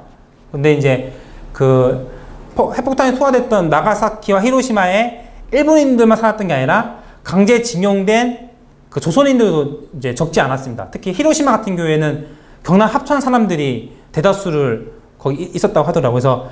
그래서 푸른 역사에서 나온 책 중에 한국의 히로시마라는 책이 있는데 합천 사람들이 원폭 피폭당한 이야기를 다루고 있거든요. 이 때문에 이 원폭 피폭자는 지금 되게 주목을 못 받고 있는데 이게 민족적 차별. 그러니까 이제 지금 이제 한국에 와서도 한국 정부가 전혀 관심을 가져주지 않는 거예요. 그리고 일본에 그대로 살면 제일 조선인이기 때문에 민족적인 차별을 당하고 그리고 원폭 피폭자로서 보상을 받아야 되는데 일본 정부가 이제 인정해주지 않고 그렇기 때문에 역사적인 그런 차별 그리고 그 안에서 또 여성 같은 경우에는 또 여성적인 차별 이제 이런 이중 삼종의 차별을 이 원폭 피폭자들이 이제 당하는데 이제 이런 공덕기 여사님이 이런 원폭 피폭자 이런 사람들 찾아가서 같이 그런 어떤 보상과 해결을 위해서 같이 앞선다든지 그리고 사실 일본군 위안부 문제 같은 경우에는 91년도에 김학순 할머니가 커미아웃을 해가지고 사회적 문제로 이제 공개가 됐는데 사실 80년대 중후반부터 이 교회 여성들이 그때 당시만 해도 이제 종군 위안부라고 많이 불렀었는데 이 종군 위안부 문제를 누구보다 빨리 이제 해결하려고 앞장섰던 그런 선구자 역할을 했었습니다. 그래서 사실은 이 공덕기 여사나 이분들을 중심으로 한 기독교 여성들의 역할을 한국교회사의 맥락 속에서 다시 제대로 해석하고 평가를 하는 게 좀 필요한 작업인데 제가 이제 말씀드리고 싶은 거는 이런 한국 기독교 어머니의 이런 존재들이 어떻게 보면 이 공덕기 여사의 역할에 어떤 선구자적 역할을 했었다라는 부분들을 좀 얘기를 할 수 있을 것 같다는 생각을 좀 말씀드리고 싶고요. 이제 5페이지를 보시면 이제 결국은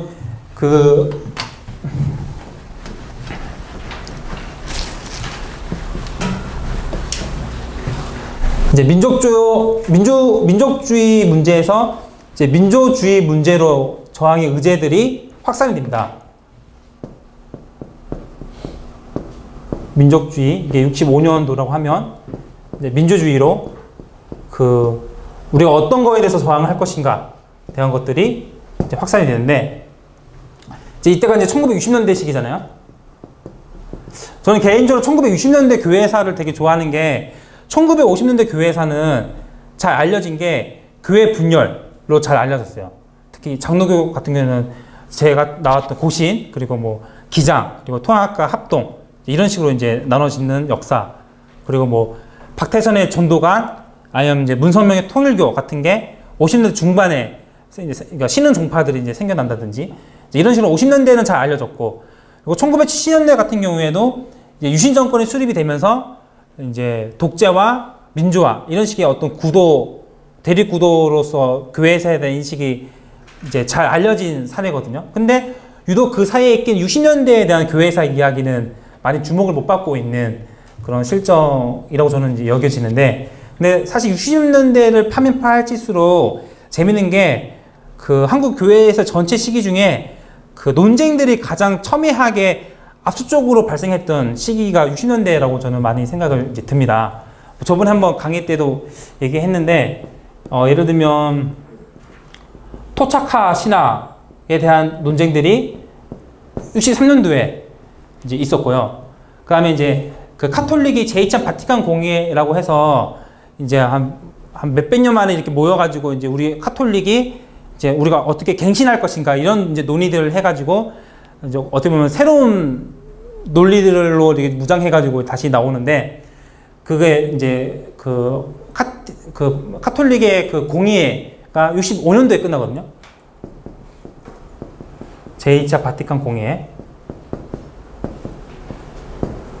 근데 그 당시 이 카톨릭, 그러니까 바티칸 공의회가 끝나고 그 결과들이 발표가 되면서 한국 교회 안에 그 카톨릭에 대한 인식의 차이가 이제 생기는 거예요. 그러니까 쉽게 말하면 진보적인 교회에서는 우리는 카톨릭과 함께 연합을 할 수 있다라는 이제 입장들이 이제 생겼고, 이제 보수적인 교단에서는 무슨 말이 안 된다라는 이제 입장들로 이제 분화가 됩니다.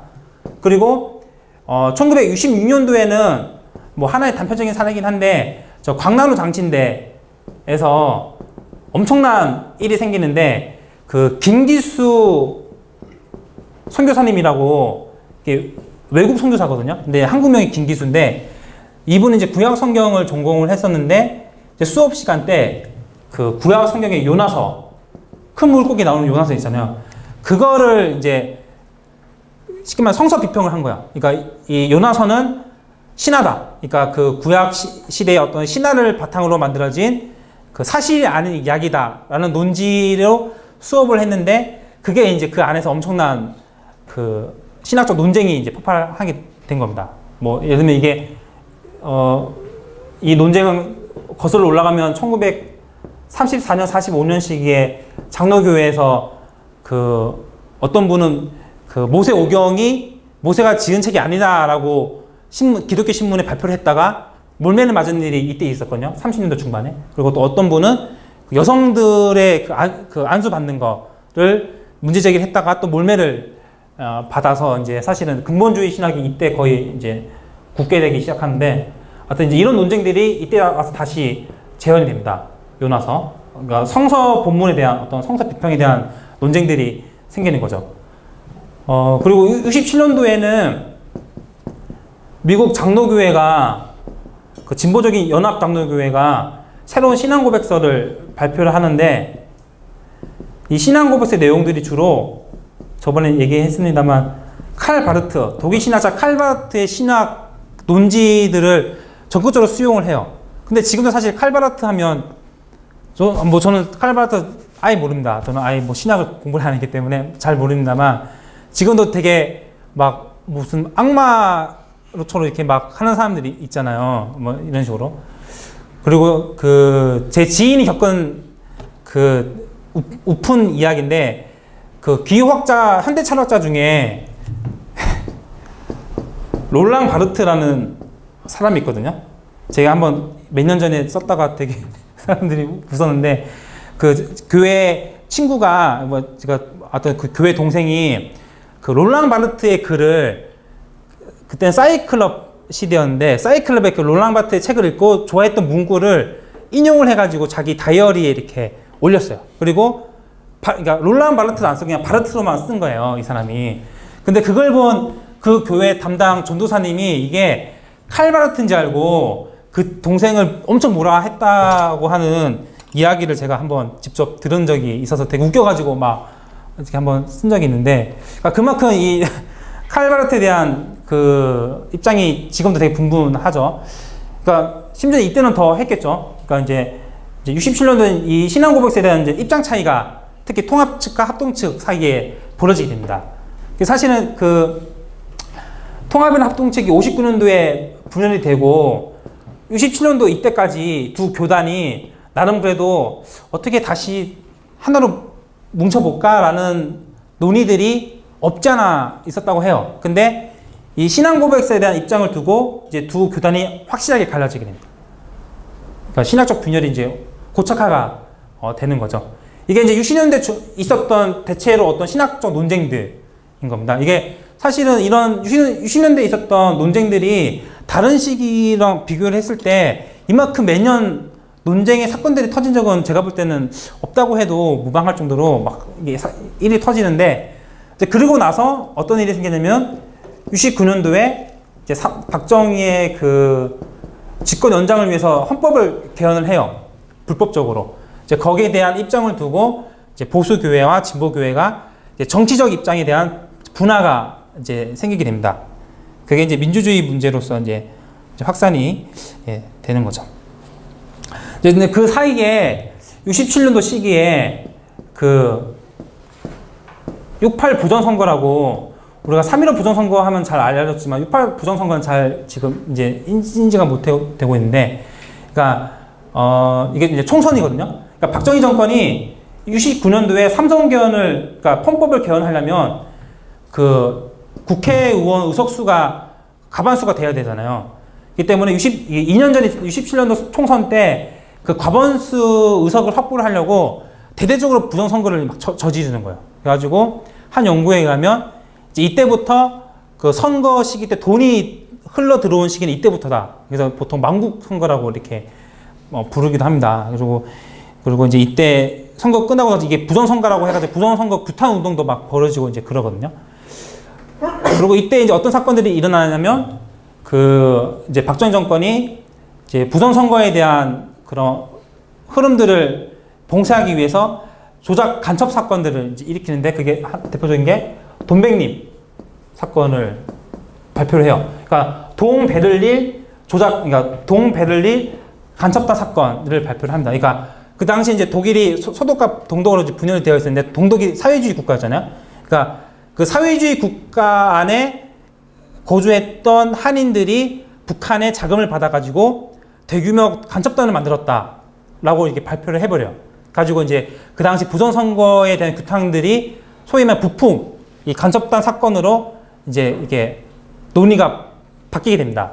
근데 이게 이제 20년, 30년 밝혀진 거 봐서는 이제 이게 박정희 정권이 조작한 사건이었던 거죠. 그래서 지금 통영의 그 음악가 윤희상 잘 아시죠? 그리고 시인 중에 천산병 시인, 이런 분들이 당시 이 사건에 연루돼가지고 이제 엄청난 풍화를 거쳤고, 윤희상 작곡가 같은 경우에는 이제 이 사건 이후에 평생 한국의 땅을 밟지 못했던 걸로 알고 있고, 청산병 시인은 거의 이제 미쳐서 이제 정신병 치료도 받고, 이런 역사의 어떤 비극들이 이제 생겨나는데, 근데 이 시기 때 그 기장 측의 대표적인 목사님이 그 김재진 목사가 이제 불의에 대한 투쟁도 신앙이다라는 제목의 글을 기독교 사상지에 발표를 합니다. 그럼으로써 이제 그 부정선거 규탄 운동에 대한 신학적인 논리들을 이제 제공을 하는 거죠. 그러고 나서 이제 삼성 개헌 때 이제 그 이 개헌 문제를 둘러싸고 진보교회와 보수교회가 확실히 이제 갈라지게 됩니다. 그래서 여기 혹시 합동교단 소속되신 분들이 계신지 모르겠습니다만, 대부분 합동교회 주요 지도자, 그러니까 박형룡, 하면 이제 김윤찬, 뭐 김용근 아니죠. 김종근이라든지, 그리고 뭐 김중곤, TCC, 이런 분들이 이제 삼성 개헌을 지지하는 성명서에 자기 이름을 발표를 함으로써 이제 박정희 정부에 대한 그 친정권적 입장을 발표를 하는 거죠.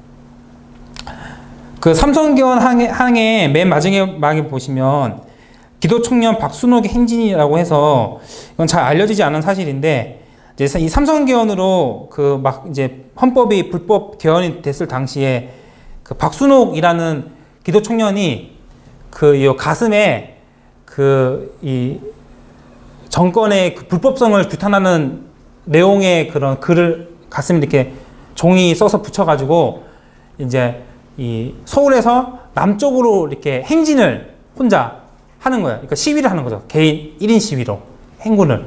근데 그게 이제 서울을 못 벗어나고 이제 경찰에 잡혀서 결국 이게 멀리 가지도 못하고 주목도 받지 못하고 있는데, 이런 좀 잘 알려지지 않은 사실이지만 이런 기독 청년들이 단편적이나마 이제 불의에 대한 저항들을 온몸으로 이렇게 해 나가는 과정들을 알 수가 있습니다. 그 다음에 이제 그 김대중 전 대통령님이 이제 돌아가셨는데, 이제 그 71년 대통령 선거 때 처음으로 야당 대통령 후보로 나서서 이제 박정희의 그 엄청난 라이벌로 이렇게 급부상을 하죠. 그래서 사실은 대다수 사람들이 유신 정권이 수립이 된 배경 중에 하나가 김대중의 등장, 더 거슬러 올라가면 삼성개헌을 통해서 이제 헌법으로 막 조마조마하게 집권 연장하는 게 너무 이렇게 막 에너지가 차라리 소진이 되니까 아예 헌법 자체적으로 영구 집권의 그런 제도를 이렇게 길을 터놓는 거예요. 그래서 이제 그런 부분들이 있는데, 아무튼 1971년 대통령 선거 때, 그러니까 이제 유신 정권이 등장하기 마지막 선거였는데, 이때 이제 기독교 청년들이나 진보적 인사들이 이제 민주수호 협의회 이런 데 이제 가입을 해가지고 이제 부정선거 감시 운동을 이제 하게 됩니다. 그 사실은 87년 6월 항쟁 이후에 그 사회 참여적인 복음주의에서 제가 했었던 SFC나 뭐 IBF나 이런 데서 이제 그 공명선거 운동 했던 걸로 알고 있어요. 87년 12월이랑 92년 대선 때 이 시기 때 했던 걸로.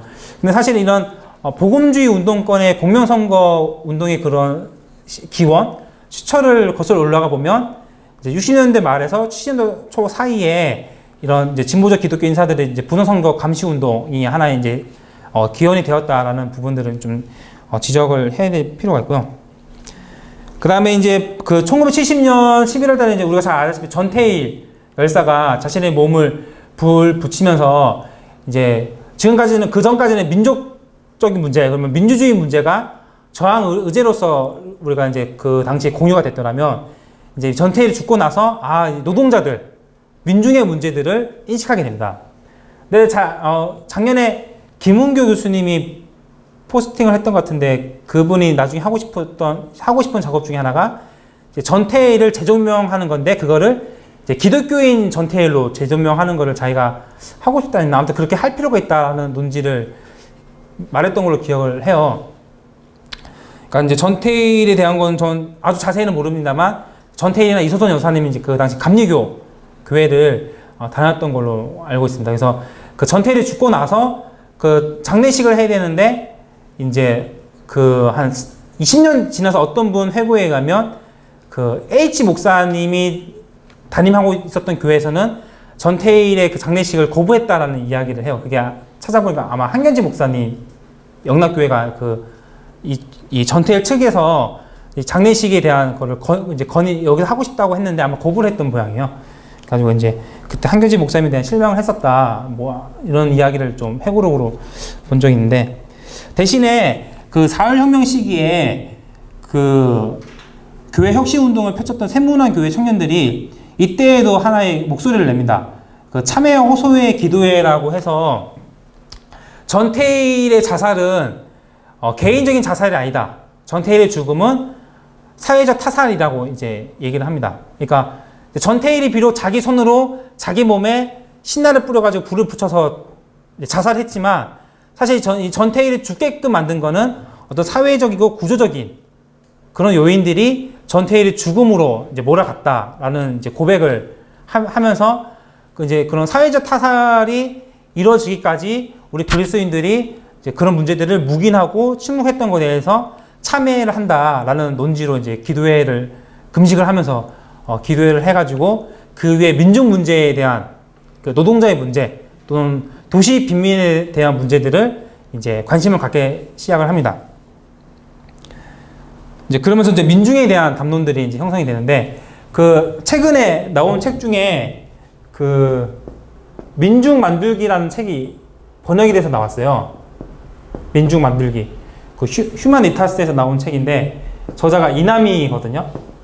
한국 분인데 이게 박사학위 논문을 번역한 건데, 이 미국 대학에서 이제 박사학위 논문을 이제 했는데, 이게 주로 80년대 그 민중 담론, 것들이 어떻게 형성이 되었는지를 이제 추적한 책입니다. 물론 이게 1차적으로 외국인들을 대상으로 한 글이기 때문에 좀 현대사를 좀 좋아하시는 분들이 봤을 때 약간 좀 평이한 내용이 없지 않아 있는데, 이런 이제 7, 80년대 시기에 민중이라는 존재들이 어떻게 의식적으로 이렇게 형성이 되었나라는 것을 아주 탁월하게 추적한 책이에요. 혹시 현대사에 관심이 있으신 분들은 이 책 한번 보셔서 한번 보시는 게 더 좋지 않을까라는 생각을 이제 하는데, 그리고 이제 이런 민중 문제에 대한 것들을 접근을 했던 게 이제 도시산업선교회가 접근하기 시작을 합니다.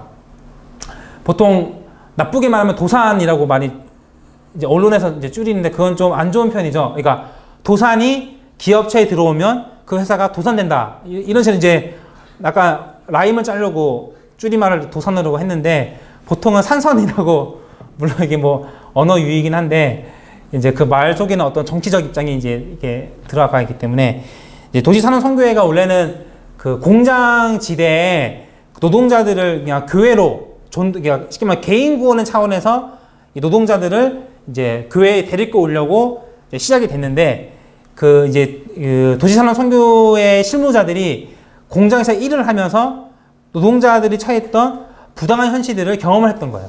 이거 사실은 이 도시산업선교회 실무자가 되려면 이 신학생들이 남자는 1년, 여성분들은 반년 동안 그 공장에서 근무를 해야지 이 선교 조직의 실무자가 될 수 있었다고 합니다. 그래서 자료를 잘 찾아보면 신학생들이 공장에서 일을 하고 와서 쓴 보고서들도 상당수 많아요. 그래가지고 막 특히 지금도 살아계신 조화순 목사님 계시잖아요. 감리교 인천에서 활동하셨던 이 조화순 목사님이 쓴 회고록이 있는데, 이분이 이제 이 산업선교회 실무자가 되기 전에는 어디 그런 도서벽지에서 그런 여자 전도사로 활동을 했는데, 이제 전도사로 활동을 하다가 공장 지대로 가서 노동자로 살다 보니까 겪게 된 변화 중에 하나가, 이제 교회에서는 쉽게 말하면 자기가 나이가 어리고 뭐 하지만 이제 뭐 전도사님 하면서 되게 이게 막 이렇게 좀 축겨 세웠던, 그러니까 떠받쳐 주는 그런 분위기 속에서 아무렇지 않게 살다가 이제 전도사의 신분을 버리고 노동자로 갔더니 막 남성 관리자들이 막 욕설을 하고 뭐 무시도 하고 이것도 못하냐, 이제 막 온갖 멸시천대를 이제 받았다는 거예요. 그 전까지는 막 이렇게 존중을 받고 살다가 이제 그러면서 이분이 이제 어떻게 보면 어떤 지성의 회심을 하게 됩니다. 이게 내가 그리스도인으로 살아갔을 때 단순히 이 전도와 선교라는 게 단순히 개인의 회심, 그리고 그 개인의 영혼을 교회로 데리고 오는 것뿐만 아니라 그 개인이 처한 사회적이고 구조적인 억압의 측면들을 같이 해결해 주는 것도 선교다라는 걸 이제 깨달았다고 이제 고백을 그래서 이제 하게 되는데, 이런 식으로 이제 그 도시산업선교회 실무자들이 산업 전도에서 메시오데이, 그러니까 하나님의 선교라고 해서 아까 이제 진보적인 선교 담론 속에서 어떤 사회 구원으로서의 그 활동을 시작을 하게 됩니다. 물론 이제 좀 최근에 어떤 한 사회학자의 연구에 의하면 지금까지 이제 도시산업선교의 이제 긍정적인 측면들이 엄청 많아요. 그러니까 뭐 이제 특히 여성 노동자들이 어떤 저항 의식을 생길 수 있게 의식화를 뭐 한다든지, 아니면 소그룹 운동을 함으로써 하나의 어떤 이 저항 단위, 그러니까 공동체 운동을 뭐 한다든지, 하여튼 다양한 긍정적인 측면들이 있는데, 이게 역설적으로 좀 더 급진적인 운동으로 나아가지 못하게끔 방해되는 존재로 이렇게 작용했다라는 지적이 이제 제기가 되고 있습니다. 뭐 평가에 대한 문제들은 여러 가지가 있고, 뭐 이제 그 당시 한계들도 있겠습니다만, 그래도 누구보다 여성 노동자들의 편에 서서 여성 노동자들의 그 고통에 귀 기울이고, 그들의 어떤 근로 조건과 환경을 개선시키기 위해서 진짜 이렇게 목숨을 걸고 투쟁했던 사람들은 이제 도시산업선교회였던 거죠. 근데 이제 일선 교회에서는 이 도시산업선교회를 되게 공산주의 단체로 불언시했었어요. 그리고 사실 지금도 아마 적지 않은 어르신들이 그렇게 생각하시는 분들도 있는데, 그래서 이 도시산업선교회가 했던 운동 중에 하나가 주일 성수 운동을 합니다. 이게 잘 알려지지 않은 건데 이게 그러니까 주일 성수라는 건 잘 아시죠?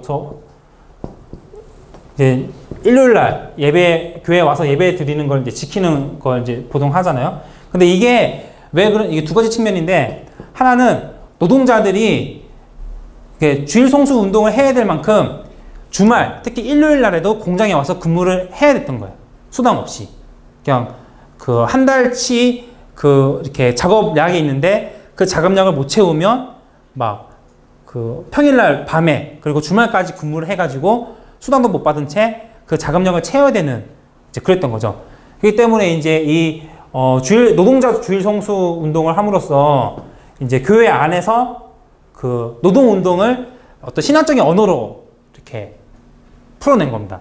그러니까 마르크스 얘기하고 듣도 못한 메시오 데이 이런 거 얘기해봤자 일반 평신도 분들은 교회 다니신 분들은 고부감 들고 하잖아요. 또 어렵고. 근데 노동자들이 하나님을 믿으려면 주일 성수를 해야 된다라고 했을 때는 누구나 동의할 수 있는 논리다 보니까 이제 이렇게 했던 거죠. 그리고 또 워낙 이 도시산업선교회를 불운시한 교회들이 많다 보니까 우리는 이런 주일 성수 운동을 하는 기독교 단체다라는 어떤 정당성을 확보를 하려고 주일 성수 운동을 합니다.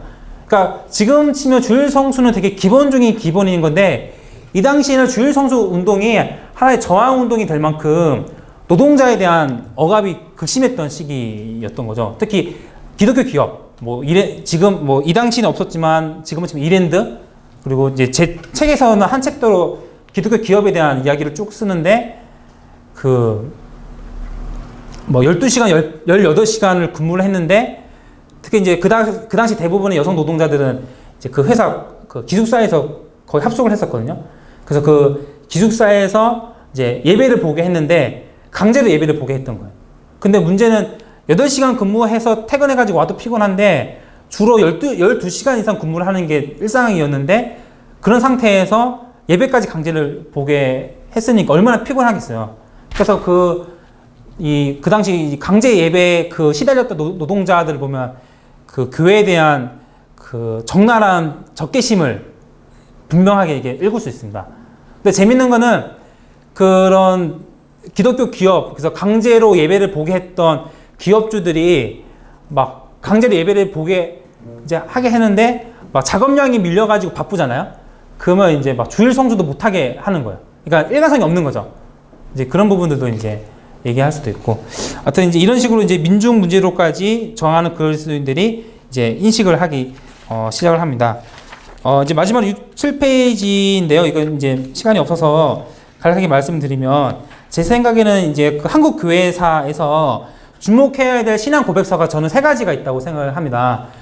이제 우리가 지금 대부분의 신앙 고백서는 웨스트민스터 신앙 고백서라든지 하이델베르크라든지 대소교류 문답이라든지 저도 SFC라 강령을 외치거든요. 그래서 까먹었다. 아무튼 그런 신앙 고백서를 우리의 신조로 한다 이러는 거를 한 10년 가까이 고백을 했는데 그건 그렇다 치더라도 한국적인 상황을 반영한 고백서들이 있는 거예요. 첫 번째는 이제 73년 5월 달에 한국 그리스도인 선언이라고 해서 일본에 있었던 신학자들이 만든 신학 고백서인데 이제 성부, 성자, 성령 하나님의 삼위일체 논리로 어떤 불에 대한 저항을 얘기하는 고백서를 발표를 합니다. 그리고 이제 이 복음이라는 게 단순하게 16세기 유럽 종교개혁의 그런 고백서를 단순히 카피하는 게 아니라 구체적인 역사의 현장에서 이 복음이 선포되어야 한다라고 이제 얘기를 하는 거죠. 저도 이제 개혁주의자는 아니지만 제 주변에 수많은 개혁주의자들이 있는데 제가 이제 사실 이렇게 동의하지 못하는 부분들이 뭐냐면 이제 모르겠습니다. 제가 개혁주의에 대한 공부가 깊이 있지 못하기 때문에 오는 편견일 수는 있는데 그러니까 저는 21세기 한국 사회를 살아가고 있잖아요. 여러분들도 그렇고. 근데 개혁주의자들이 하는 공부의 방향이 제가 볼 땐 좀 가끔씩 보면 단순 암기로만 그치는 경우가 많은 것 같아요. 그러니까 16세기 종교개혁에서 배태된 신앙 고백서를 아름다운 전통이기 때문에 그걸 수용을 하고 그걸 이제 그 흐름을 계승하고 이제 다시 그 후손들에게 전달해 주는 거는 참 아름다운데 너무 거기서 그치지 않나라는 아쉬움을 많이 토로할 때가 있습니다. 그러니까 21세기 한국 상황에 맞는 새로운 우리가 신앙 고백이 필요하지 않나라는 걸 했을 때는 왜 그런 문제들은 잘 고민하지 못할까, 이런 부분들. 그리고 사실 그런 저의 질문에 대한 대답을 잘 못 얻었기 때문에 제가 이제 개혁주의자에 대한 어떤 잘 해보려고 했는데 결국은 불화된 것도 있고, 아무튼 뭐 저의 흑역사긴 한데, 하여튼 이제 그런 측면에서 이런 신앙 고백서와 관련해서는 저는 그런 측면에 좀 아쉬울 때가 좀 있더라고요. 그래서 혹시 여기 여러분들 중에 혹시 개혁주의자들도 계시겠지만, 제가 뭐 이게 까는 게 아니라 우리가 어떤 신앙 고백에 대한 고민을 했을 때 우리의 현실, 우리의 구체적인 역사적인 현장을 담아내는 신앙 고백서도 필요하다라는 거를 말씀을 드리고 싶어서 이제 말씀을 드리는 거고요.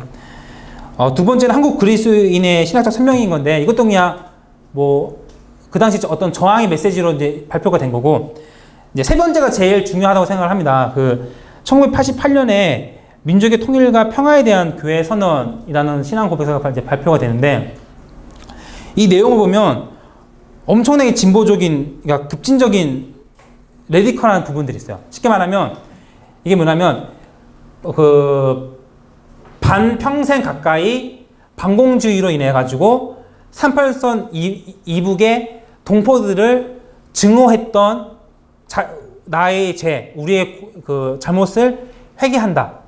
이런 걸 이제 발표를 합니다. 그러니까 쉽게 말하면 반공주의와의 결별이 이제 이때 생기는 거죠.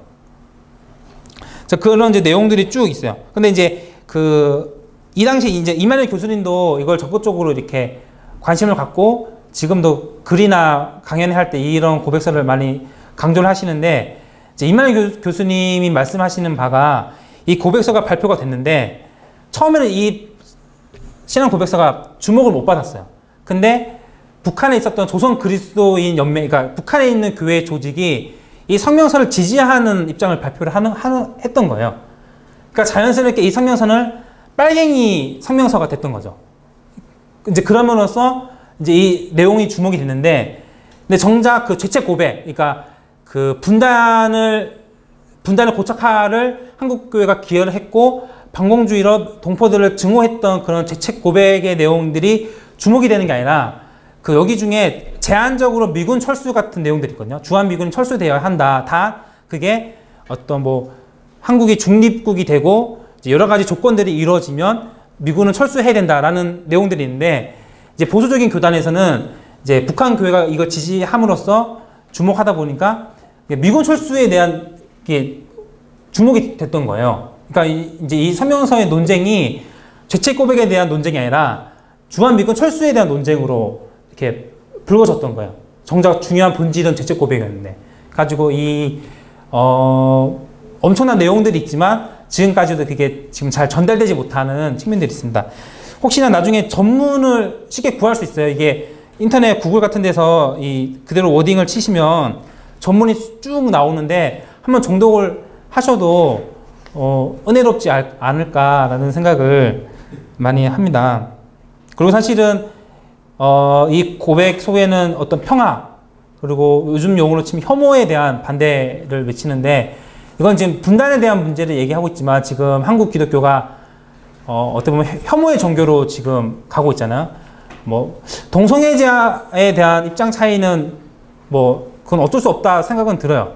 뭐 저 같은 교회는 동성애를 찬성하는 것도 그렇고 반대하는 것도 그렇고 너무 오지랖을 기독교인들이 펼치고 있다라는 생각. 그러니까 우리가 찬성을 하든 반대를 하든 그들은 그렇게 살 텐데, 하여튼 저는 좀 그런 그러니까 불가지론 비슷하게 뭐 상관할 필요가 없다 말하면 뭐 하여튼 저는 이제 그런 건데, 하여튼 이제 그 동성애에 대한 논쟁도 지금 엄청나게 불거지고 있고, 또 이제 6월 달에 퀴어 퍼레이드가 이제 있을 예정인데, 그때도 보면 여러 가지 예수재단이라든지 이런 데서 이제 막 똥물 세례 퍼부으면서 이제 엄청나게 반대도 할 텐데, 뭐 저는 반대는 할 수 있다 생각은 들지만 그 반대의 방식들이 세련되지 못하다라는 점에서 이제 비판을 하고 싶은데, 우리가 이제 그 혐오의 논리를 종교적인 언어, 신학적인 언어로 지금 얘기하고 있는 이 시대에 이 성경서가 전해주는 은혜가 저는 분명히 있다고 생각이 됩니다.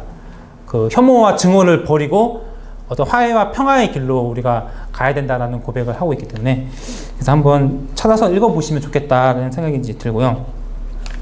마지막으로 이제 민주화 운동의 논리라는 건데 그 정하는 그리스도인, 그러니까 민족, 민주, 민중 이 세 가지 문제들을 이제 그 진보적 기독교인들이 참여하고 저항을 하면서 이제 어떤 논리들이 이제 필요한 거잖아요. 근데 그 논리가 단순히 어떤 어려운 신학 용어, 사회과학 용어가 아니라 그 성서의 특정 표현이나 구조를 가지고 자기 언어로 썼던 거예요. 이제 그 중에 하나가 누가복음 4장, 그 예수님이 나사렛에서 그 이사야서를 인용을 하죠. 그 갑자기 기억이 안 나냐. 그 7페이지 보시면 가난한 자에게 복음을, 뭐 눈먼 자에게 자유를 이런 식으로 이제 이사야서를 인용하는 부분들이 있습니다. 그 4장 18절, 19절에 그 이제 인용을 하는데 그 이제 이렇게 저항하는 그리스도인들이 이 누가복음 4장을 아주 주요한 저항의 근거로 본문으로 삼기 시작을 합니다. 그래서 이제 뭐 웬만한 자료를 찾아보면 누가복음 이 표현을 아주 자연스럽게 녹아든 내용들이 많아요. 그래서 일일이 찾을 수 없을 정도로. 근데 이제 그 이 누가복음 4장을 이제 진보적 기독교인들이 너무나 자기 어떤 그 성경 본문으로 이제 삼으니까 이제 보수 교단 측에서는 그걸 반박을 합니다. 대표적인 게 이제 6, 7페이지 거쳐서 나오는 자료인데 이 신성조 목사님이라고 아직 살아 계시는데 이분 합동 측 그 목사님인 걸로 이제 알고 있는데 7페이지 보시면 한번 그대로 읽어드리면 저들은 선교를 하나님의 선교로 확대 해석할 뿐만 아니라 이게 미시오 대회 아까 말했던 제 그 새로운 신학 담론이죠. 이걸 이제 확대 해석할 뿐만 아니라 하나님 나라의 복음은 전하지 않고 누가복음 4장 18절만을 교회 전제 이유 전부이냐 주장해왔다. 이런 식으로 이제 비판을 합니다. 그래서 저들의 해석에 의하면 가난한 자에게 복음을 전한다는 말은 산업 선교고 포로된 자에게 자유를 준다는 말은 정치 구속자 석방이며 눈먼 자에게 다시 보게 함은 민중의 민주주의 의식을 고취하는 작업이다. 뭐 이런 식으로 비판을 하는 겁니다. 네. 이제 이런 식으로 이제 그래서 이제 그 당시는 뭐 잘 알다시피 이제 로마서 13장을 본문으로 삼아서 이제 이 누가복음 4장에 대한 해석을 이제 반대를 하는 거죠. 그리고 이제 그 두 번째는 이제 민중과 부활절이라는 건데 그 아까 제가 말했지만 광주 5.18이 발생되기 전만 해도 이 4.19가 이 어떤 저항의 주요한 사건으로 동원됐다고 했잖아요. 근데 공교롭게도 이 4.19가 이제 부활절 시기랑 많이 겹치는 거예요. 지금도 4월 달에 부활절을 하니까. 그러니까 이제 그 당시 저항하는 그리스도인들이 이 부활절 예배를 전후로 그 이 4.19와 부활절을 접목을 시킵니다. 하나의 논리로. 그러니까 4.19라는 거는 그 독재 권력에 억압받았던 한국 사회가 이제 4.19로 독재 권력이 물러나고 하나의 새로운 가능성이 제기되었던 부활의 사건이었던 거예요. 그러니까 그렇기 때문에 예수의 부활이라는 것도 어떤 이 억눌리고 억압된 자들이 자유케 되는 하나의 정치적인 사건이다라고 이제 이야기하기 시작을 하는 겁니다. 그래가지고 이 부활절을 전후로 해가지고 항상 매년 사건들이 이제 발생을 했던 거죠. 예를 들면 십자가 행진 사건이라고 이 진보적 기독 청년 단체들이 부활절 예배 때 거리에서 그 행진을 하다가 경찰들이 들이닥쳐가지고 뭐 검거를 하는 거예요.